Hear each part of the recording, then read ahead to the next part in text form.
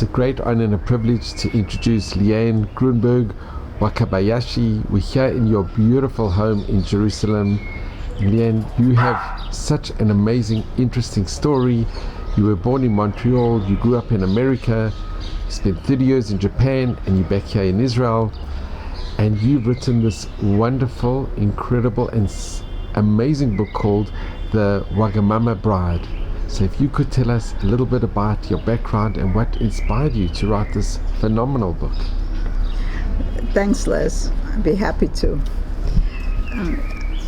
I'm the daughter of a Romanian born and raised father and an English born and raised mother who met in Montreal at a Hanukkah party in 1958 and fell in love and went back to London for the wedding. At that time it was by ship. Then they returned to start life in Canada, and I arrived the next year. I don't have any memory of being in Montreal because in 1962, before I was 3 years old, my parents made the decision to move to New York City because more and more of the family were leaving Romania. They were departing due to communism and anti-Semitism, and they were gathering on the Upper West Side of New York. And so our family was a very Romanian family in New York City with my English mother there without her family, which kind of was going to repeat itself many years later when I went to Japan, and I saw my mother's strength and her courage and her joy in leading a life far outside her comfort zone and making the best of it. And that was a lesson that I internalized. Now, there was nothing in our home really to suggest that Japan was in the cards in my future, but there were some very interesting signs along the way growing up that would leave an impression on me. I remember as a very young child seeing a Japanese calendar from Kyoto where the beautiful gardens, especially the azalea gardens with their pink pom-pom, beautiful arrangements in the springtime, and that left them in my memory. It stayed with me. And a few years later, somebody added a new doll to my parents' little doll collection. We had the Romanian doll and the Greek doll, and now we had the Japanese doll in a kimono, and there she was on the shelf, growing up on the credenza in our dining room. A few years later, my parents sent me to a day camp in Queens, New York, where I met my first Japanese friend, and she taught me how to count to 10 in Japanese. And I had no idea what I was going to do with these numbers, but there they stayed in my head: Ichi, ni, san, chi, go, roku, shichi, hachi, kyu, ju. And 15 years later, they would come in handy because that was the year at 25 years old when I made my first trip to Japan. This fascination with Japan didn't grow in me. It exploded from me. It just happened. At the age of 25, I was working at Columbia Business School, getting my master's degree in the arts administration program at Columbia. I needed to do a research topic for my thesis, and I chose culture in Japanese department stores. And to get to how I got to that topic, culture in Japanese department stores, one of the star professors at Columbia University was an expert on the Japanese economy. And my job was to promote his research, help promote his research. And so I became steeped in a modern Japanese society and the technological innovations. And for somebody who's not high-tech at all, who's very much an arts person, I don't know why I was just so excited. It was not a rational thing at all. It wasn't. It was as if I had looked at my watch and said, I'm 25 years old, it's time to go to Japan.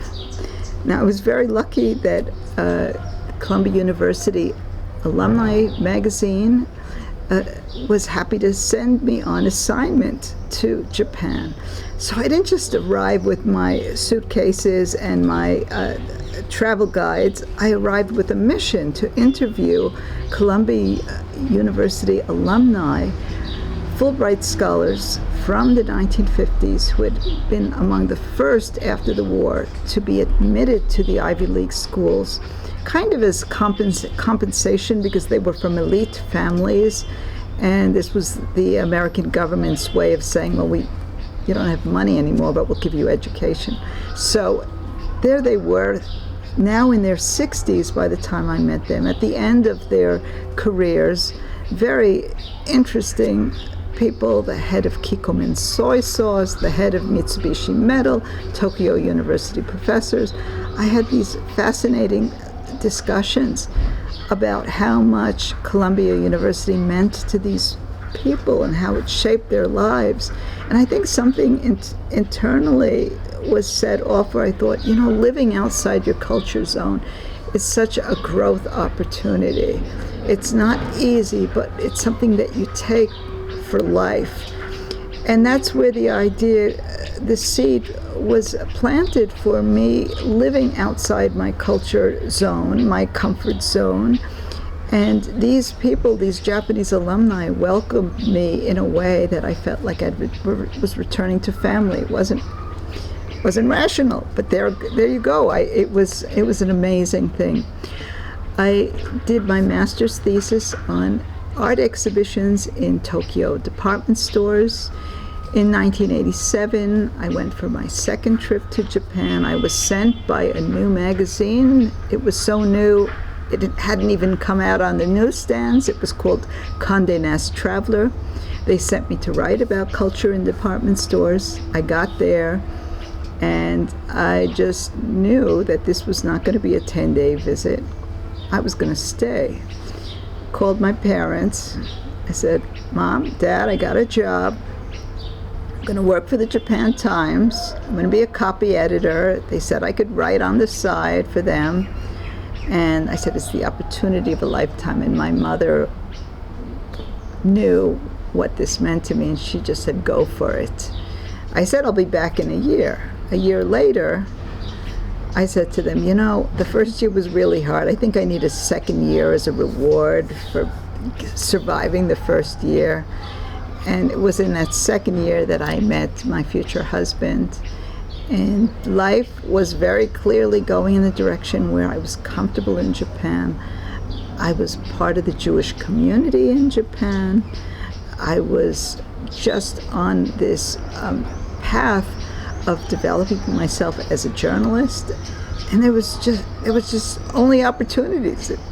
So that's how I ended up staying for 1 year, for 2 years, getting married a few years later. And once I'd married, I was comfortable. I was at peace with staying in Japan, or at least I thought I was, that I was in for the long ride. And nobody ever says I'm going to be here for 10 years or 20 or 30. So I had this feeling that, let's see how it works out. If it works out, great. And if not, we'll think again. So after 30 years, I thought again. But it did take 30 years of tremendous learning in a life laboratory of culture and spirituality. His spirituality, his Shintoism, Buddhism, Taoism, and my Jewish identity, which was growing beyond anything I could imagine, coming from New York, coming from Hamishy Jewish New York. It wasn't until I got to Tokyo that I became interested in my Jewish identity, juxtaposed with the Japanese culture. And I was looking at connections, because there is this very interesting idea that the Japanese are among the lost 12 tribes. And there's enough in the Shinto traditions, the Shinto beliefs, to suggest that this could actually be the case. So I was on, I would say, a 30-year research project in Japan, a research into Japanese family life, a research into spirituality, a research into my lost Jewish culture, which I have to say, sadly enough, that with every generation, in the last 3 or 4 generations, there are fewer and fewer of us Jews in the family as more of our family members have married out.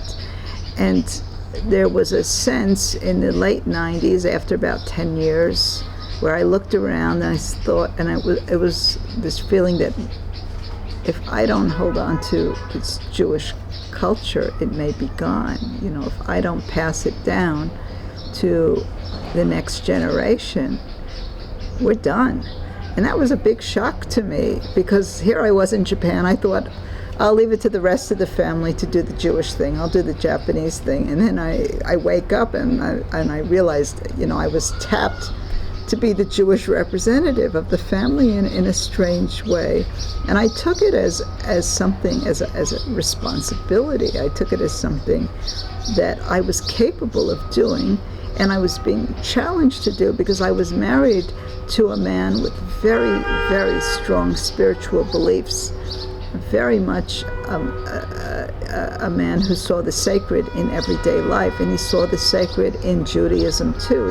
He was very respectful and supportive of my investigation into my Jewish heritage and my step-by-step return to observancy, which happened when Chabad came along.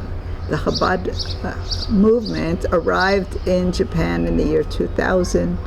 I had a daughter at that time. I was, she was almost 3 when Chabad arrived. And I would say they arrived in the nick of time to help me understand what it was that I, as a Jewish mother in Japan, could do for my daughter and later my son, to make them proud of both traditions. And being proud of their Japanese traditions was no problem, because my in-laws were very traditional people. They were exemplary, accepting. They were leaders in their communities. They were very, very special people. And so it was without question that the children would absorb that pride in it being Japanese, in being Tokyoites, in being from this Wakabayashi family. And that helped me, in a way, own my Judaism and the desire to pass along my faith as well. So, the next question, shall we go on?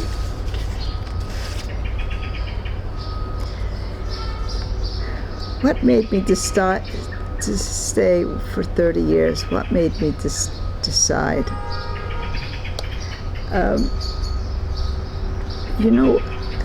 I would say that a decision like that doesn't happen. It happens to very few that I know in Japan, where they say, yeah, I'm here till the end. And some, actually, very few, but some will change their names. They'll take a Japanese name. They will become Japanese citizens. They'll renounce their U.S. or other citizenship.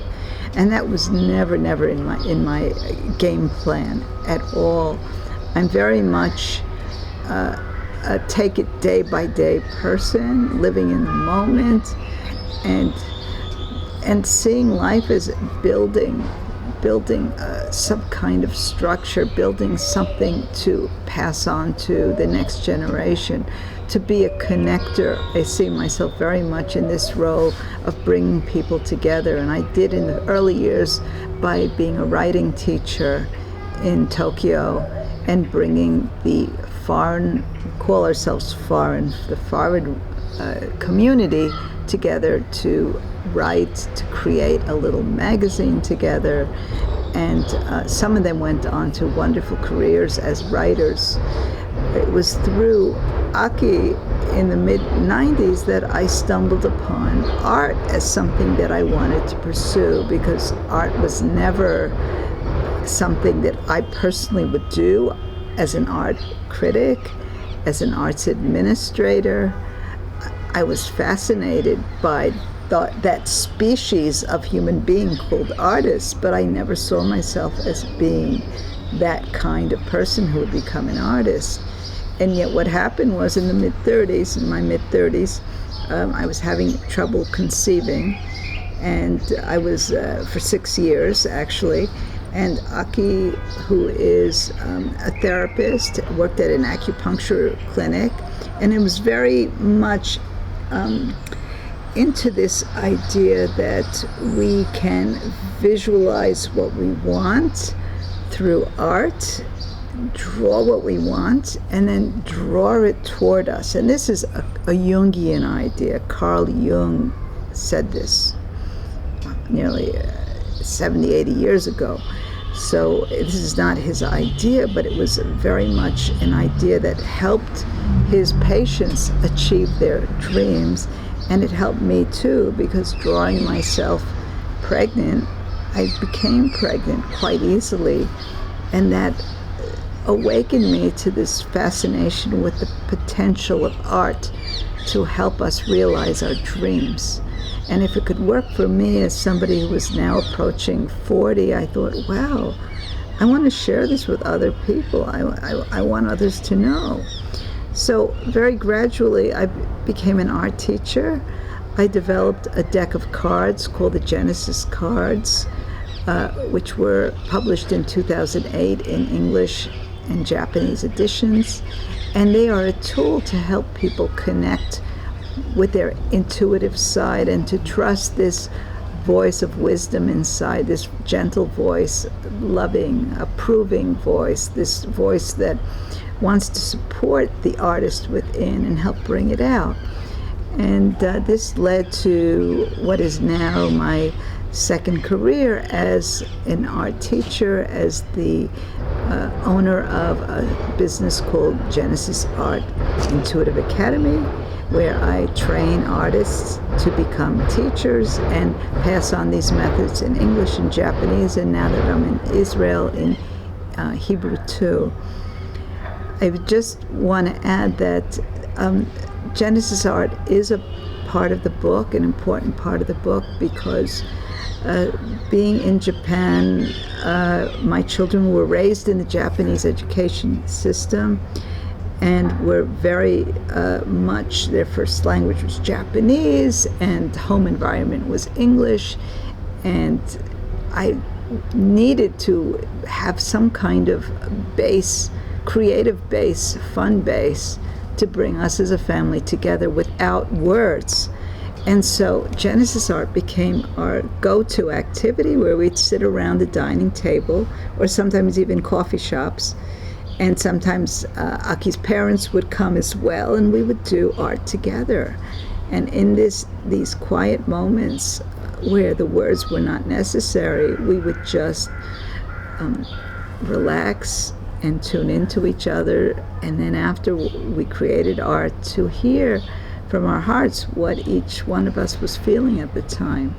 So that was another reason I felt passionate about spreading Genesis Art, because it really works to help families communicate, and I saw it with my own. And Liane, what inspired you to write the book? Well, in 2012, we were going through a really hard time, and this is often the case, that hard experiences do trigger creative responses. And in 2011, we had the great Tohoku earthquake, the tsunami, the nuclear meltdown, and if that wasn't enough, Aki's father was diagnosed with 4th stage pancreatic cancer, and my daughter had her first psychotic break and diagnosis as a bipolar child. So we were going through a whole lot, hit with all these things at once. And I had internalized something that Aki had said, and which was also a Torah lesson, which was to look at life from a positive lens, even in the worst of times. And so I thought to myself, wouldn't it be nice, while Aki's father is still alive, to be able to celebrate his life, to give him in words, because he was a big champion of my writing. The whole family were proud of me writing for the Japan Times and for the airline magazines. And so wouldn't it be nice to celebrate his life in some stories, in a little book? I called it a little book. It's always better to say a little book, and then, because then it's not as intimidating. And so that was the beginning. I was recalling episodes from our lives together, and at that point it was over 20 years that we'd been together by 2012. So there was a lot to recall. And so that was the beginning, writing about the family, because they were an exceptional set of in-laws to accept me, to love me, to welcome me into the family. They had a great sense of humor. We laughed a lot together. Just visiting their home was very relaxing. I really felt great there. And I just thought, people don't know about this. People can't imagine that this Jewish girl from New York would be laughing with her mother-in-law at the silliest things. There was this thing between her and me. She'd buy strawberries, and then I'd come in and bring strawberries as a gift. It didn't matter whatever I brought. She had just had it in the fridge. It was, it could be eggs, it could be smoked salmon, it could be konnyaku. It's some crazy Japanese food. But it happened so many times that we would just get into this comfortable cycle of yeah, we are in sync. And that's really what I wanted to bring out in the Wagamama Bride. How, as I was growing into my Jewish identity, and it became harder for them to accept the new me on some levels, I wanted kosher food. I wasn't eating shrimp anymore. I was picky when we went out for fabulous meals in restaurants, and they bent over backwards to accommodate me. They were really terrific in that way. But there came a point too where I put a red line in the sand that made it very, very hard for them, and that was over Jewish holidays, over Shabbat. There were times when I just had to say, no, we can't do this. It's Yom Kippur. But it's sports day. It's a national holiday. The kids will miss out on the most important happy day of the year if they don't attend sports day. And then I would have to say, but it's Yom Kippur. So it wasn't easy in the end. I would say it grew harder and harder as the children grew older, and they were bringing kosher meals, the kosher bento or lunch boxes to school. They were not eating at the same foods as their friends. The kids grew into this other identity. They also looked Japanese, but they also very much looked Jewish. They looked different. They were sometimes called out for their appearance. Do you speak Japanese? Do you Nihongo? Wakarimasu ka? Do you speak Japanese? Of course, I'm raised here. I have a Japanese father, Japanese grandparents. So they grew up with this, with their own challenges. And one thing I thought to do to make it more comfortable was to start bringing the children to Israel and have my son's bar mitzvah in Israel. And I chose Israel because our Chabad rabbi and rebbitzin were from Israel, and we had met many, many Israelis at Chabad house. And just remember, my family are not practicing Jews, really. So I needed to go to a country where there were practicing Jews, and so I went to Israel. And we found over 3 trips that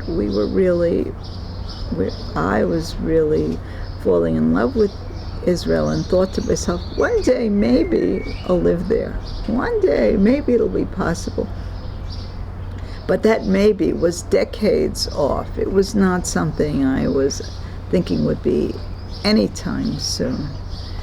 Man makes plans, God laughs, and a few years later we were struggling again with another bipolar situation in the family, and we all agreed that it would be best to take my daughter to Israel for treatment, which is much more compassionate and sane and relaxed and limited in duration. And so the family agreed. And I'm not going to give away the spoiler of the book, but I'll just say that I did what I needed to do. As I said earlier, that I take things day by day. And when I got to the day when I had to make the decision, I was prepared. I was ready to let go of that other life. And not that it was easy, not that it wasn't scary, it was, but I just knew that for my daughter's sake, I had to do the right thing, and that was to stay in Israel. So that's it in a nutshell. If you've got any other questions, I'd be happy to. I think something which is absolutely incredible is that your husband is very happy with the book as well. Yes, he is. And it's been very well received. Thank you. It has so far. And I wanted this to be a no-fault story. This is a no-fault marriage. We created this incredibly ambitious project of merging Jewish 3,500-year-old culture and tradition and Torah wisdom with Shinto, Buddhist, Taoist traditions that also go back thousands of years. And the Japanese are very rightfully proud of their culture too, and their beliefs and their spirituality. So I don't want to say we were on a collision course, but it became a collision course as things developed. And it was, of course, there were very, very hard times that we did do quite a bit of finger pointing. And I knew that wasn't the book that I wanted to bring out to the world. I really wanted to work on myself and work on forgiveness and work on really understanding that there was so many gifts, so much happiness to take away, that even when I was angry, I felt like a hypocrite because I would open the photo albums, 30 years of photo albums, smiling, happy, laughing, trips to hot springs, hikes up Mount Fuji, beautiful, beautiful locations, relaxed with the family. And I knew that I had a choice in how I was going to see my past. I had a choice in how I was going to remember.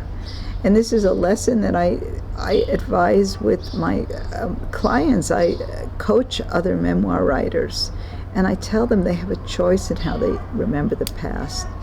And the more they could remember the past with appreciation and love and forgiveness, the stronger they are to deal with the future. And I would say to open up to an amazing future, because you're not carrying that weight on your shoulder anymore. You are free, and that's how I feel now. And I think also Aki feels free. He feels that there's no need to rake over the past anymore. We're done, and that's an amazing feeling, because as I say early in the book, when I first met Aki and he came to my home in Chiugaoka, a beautiful section of town. I was living in the home of a former admiral, so the house was a classic Japanese bungalow with beautiful azalea bushes right out of the calendar of my childhood. And I turned the key, and he noticed the mezuzah on the door, and he wanted to know what it was. And I couldn't really explain. What's it for? What's inside? I didn't know. And what came to me were these words: we have important work to do in this lifetime. That's all. And that stayed with me throughout the marriage, that we had important work to do. And so I do feel that way too. Important work to do. We did it. Thank God we're friends. He's living in Japan. I'm living in Israel. Our son is in Tokyo. My daughter's with me. COVID is in between us. Hopefully we'll be able to travel soon again. But I'm at peace with the decisions, and I know that for the children, for their children, for the future generations, one's got to do what one's got to do. Well, I know that your son, who's a patient of mine, he comes here often, and you have a wonderful relation and a wonderful connection. And where can people obtain your book and get inspired by your tremendous and amazing message? How can people get hold of your book? Well, if they're in Jerusalem, then they're very welcome to come on June 4th to a garden party in my home. They contact me through my website, goshenbooks.com, GOSHEN books.com, where there's quite a bit of background about the Wagamama bride and a slideshow that you could watch to see the cast of colorful characters who are in the story. And I'm very happy to welcome you to my home. And for those who are further far afield, the book is available on Amazon, in the UK, in Japan, in America. I believe all the Amazon warehouses stock my book. And it's also available in Jerusalem at Pomerantz Books and through me by ordering on Goshen Books. If you want a signed autographed copy dedicated to someone, then please write to me and I'd be happy to send it out from here. Liane, I want to thank you so much, and you should just only have mazel and bracha with this book, with your future. You really are an inspiration, and your book is so important, and your message is so vital, especially for today. Thank so you. I appreciate would strongly recommend people to go out and to get this book and to be inspired. Appreciate it. Thank you. So thank you very, very much. It's been an honor and a privilege. Thanks, Les. Hi, I'm Liane Grunberg, Wakabayashi. Thanks for reading The Wagamama Bride. I'd like to show you inside and take you to scenes from my 30-year life in Japan and introduce you to the colorful cast of characters who are my family.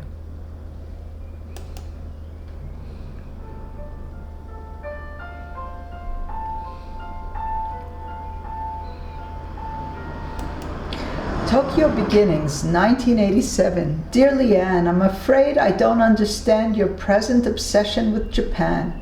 I hope this will subside and you will concentrate on interests back home in New York, where there must be many opportunities. Love from Grandma and Granddad in London.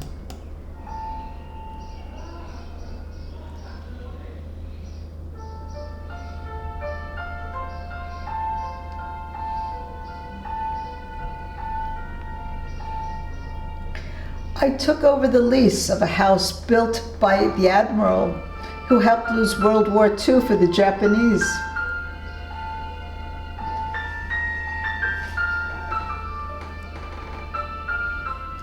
I thought that Ichiro would try to sell me the benefits of acupuncture when he saw my worried expression. He said, "No, needing to rush." First Passover in Tokyo. Nurit Mason Sekine La Leña with Dr. Nobuyuki Takeuchi, chief of Akahigero, the White Crane Clinic.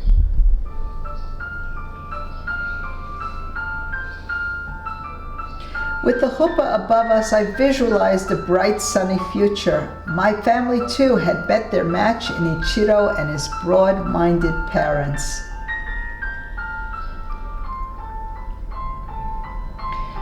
The Imperial Hotel sure was a powerful start, but could I sustain their expectations?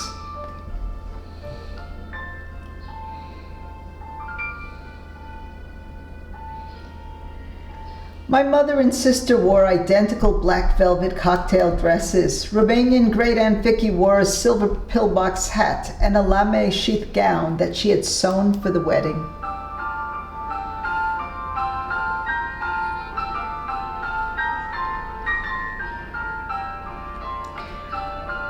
recalled a long-lost life in my great-neck teenage years. Bon appetit, my mother would say cheerfully, and my father's aunts and uncles would politely respond under their breath, poftă bună, the Romanian equivalent.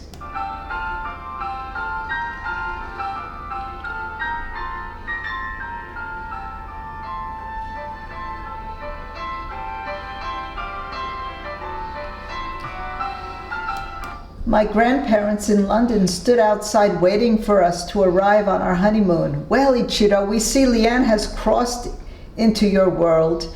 Jolly good of you to cross into ours.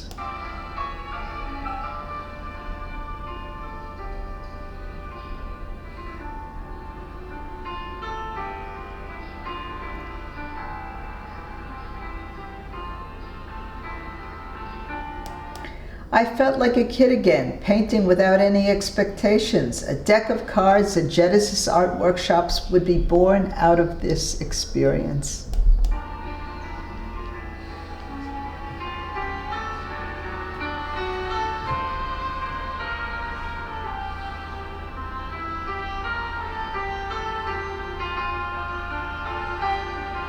At 38, I became a mother at last. By Torah law, a child born of a Jewish mother is Jewish, no matter what. This became my mantra. You've come at the perfect time, the rabbi said, appearing before us. He greeted Ichiro like a long-lost friend. Welcome to Torah Island, he said effusively, as if Torah Island were a real place. In his mind, maybe it was.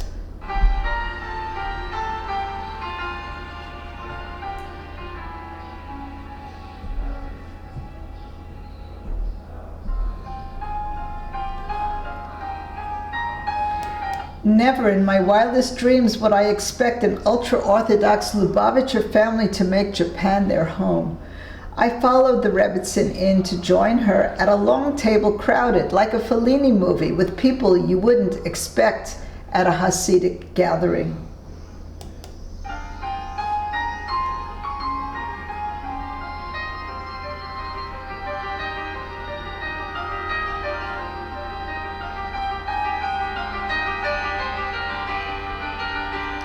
This Tokyo Chabad house wasn't just Rebbitzins, Efrat's home address. In a profound way, she wanted me to feel that this Chabad house belonged to me too.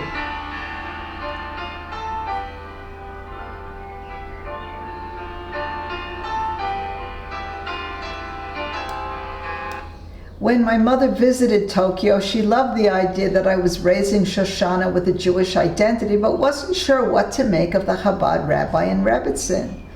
Stop being so naive, darling. They want you to become like them.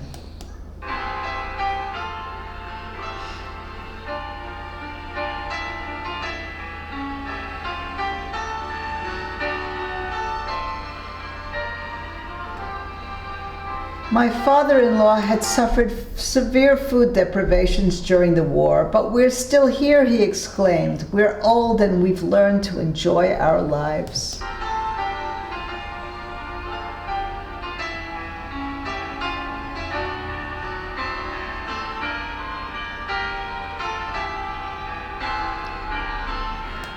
With Akiva's birth, we flew in a Chabad rabbi from San Diego. The mohel took up the knife. I held my breath. In the silence, I felt the generations filter into the room.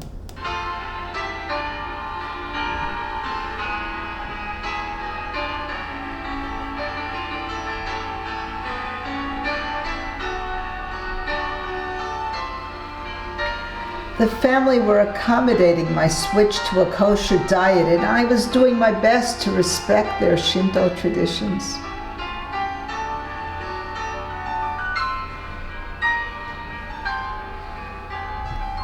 Unwittingly, my father's many trips to Israel in his second marriage laid the foundation for Akiva's bar mitzvah at an Orthodox synagogue in Givatayim.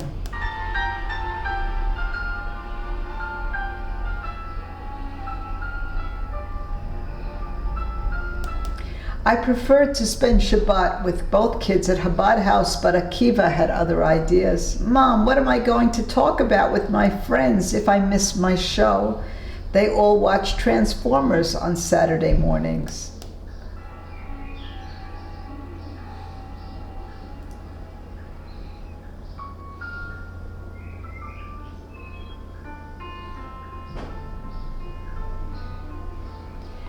Art was an activity we could all enjoy together. Origami and drawing supplies spilled out of the drawers, and soon I dreamed of having a studio.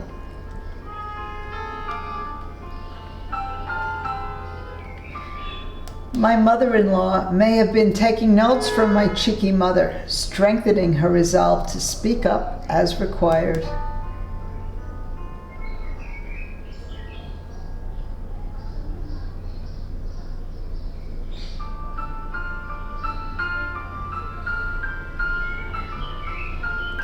By her sixth trip to Tokyo, my mother had become part of the family too. Akiva's bar mitzvah in Israel, surrounded by our family from England.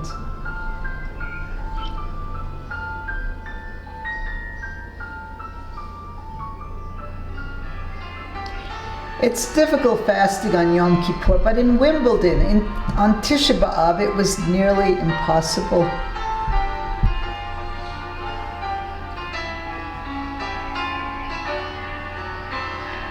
Havdalah ends Shabbat in Setagaya, Tokyo.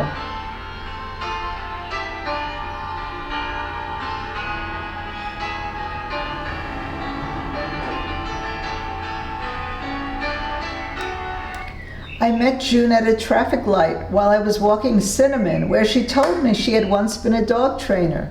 Shabbat became June's time to hold our Doxy Poodle on her lap and keep her quiet.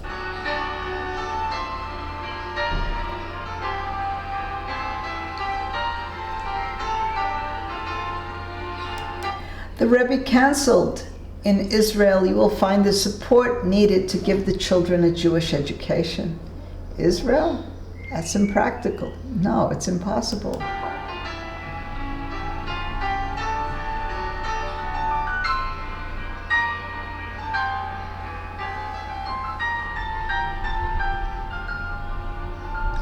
Grandma wishing Akiva a Happy New Year from Tokyo to his boarding school in Israel.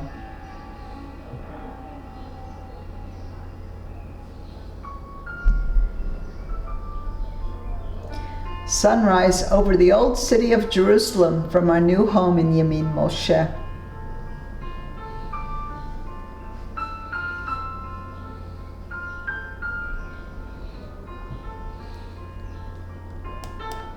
Soon after we moved to Jerusalem, Grandma Hiroko flew from Tokyo carrying with her Shoshana's coming-of-age kimono. Shoshana clip-clopped in her Zori sandals along the cobblestone streets of Yamin Moshe on a warm day in December. If this wasn't a miracle, I don't know what is.